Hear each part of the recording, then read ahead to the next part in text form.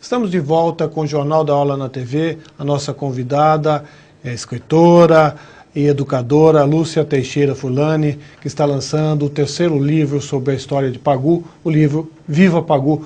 Olá, Lúcia, é um grande prazer recebê-la. Prazer é meu estar aqui no Jornal da Aula na TV com você, Edson, e os seus telespectadores. Bem, Lúcia, terceiro livro sobre a Pagu. De onde veio essa inspiração e essa, digamos, grande admiração que você sente pela Pagu?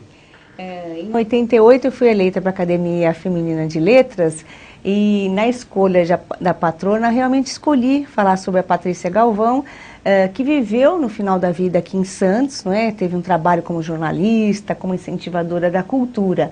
Então publiquei o primeiro livro, uma identificação até com os próprios sonhos, os seus ideais, de um mundo melhor, dessa luta por meio da militância cultural. Então, uma série de coisas nos aproxima, guardadas as diferenças pessoais que cada uma tem. Mas somos parceiros daquelas pessoas sobre as quais lemos e nos identificamos com as suas lutas, não é? Eu tenho absoluta convicção de que você é certamente a pessoa que mais conhece sobre a vida de Pagu, não é? Quem foi Pagu? Ela foi jornalista, né? Estamos comemorando o centenário do seu nascimento, que agora no 9 de junho, faz 100 anos de nascimento, jornalista. Foi uma mulher que participou do modernismo na sua fase revolucionária. Em 1929, ela surge como musa, uma mulher bonita, não é? Pelas mãos de Tarsila e Oswald de Andrade.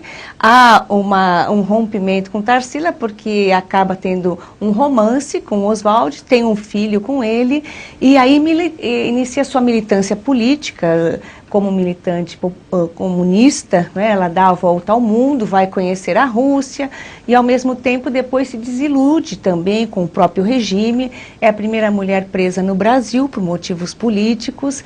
Quando estava dando volta ao mundo, na China, conhece o imperador Puyi e com ele obtém as primeiras sementes de sojas que foram trazidas para o Brasil, mandada para o Ministério da Agricultura, e que aqui iniciaram a cultura desse cereal. Então nós temos essa grande exportação de soja e, sem dúvida, iniciada por ela, que foi uma mulher visionária, precursora. E também na cultura incentivou o teatro, a literatura, nas suas colunas do jornal, né? Esteve presa durante muito tempo, 4 anos e meio, e este livro e essas pesquisas tenho lá na Unisanta, no Centro de Estudos Pagu, um centro que reúne mais de 3.000 documentos.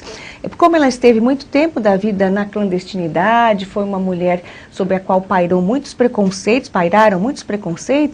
na verdade uma série de documentos sobre a vida dela ficaram escondidos durante muito tempo, alguns mais de 80 anos, que falam não apenas sobre ela, Edson, mas falam sobre toda uma época de um país, uma época que é muito pouco conhecida, não apenas por aqueles que lá viveram, mas também pelas pessoas de hoje, nem os jovens, a própria história, a própria cultura do Brasil desconhece.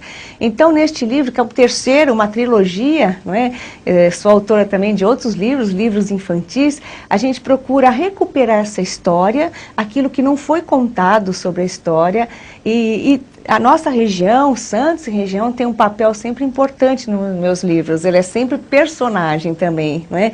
Então a gente fala dessas pessoas que conviveram com a Pagu, como elas foram importantes, este trabalho, e também mostrando a verdade por meio da história, documentos de arquivos de Estado, que só agora são mostrados. Então a maioria das fotos e dos documentos do livro é inédita. Falam sobre a história do Brasil, da nossa região, a política, a cultura, e são um alento de esperança, para que cada um possa ser ele mesmo.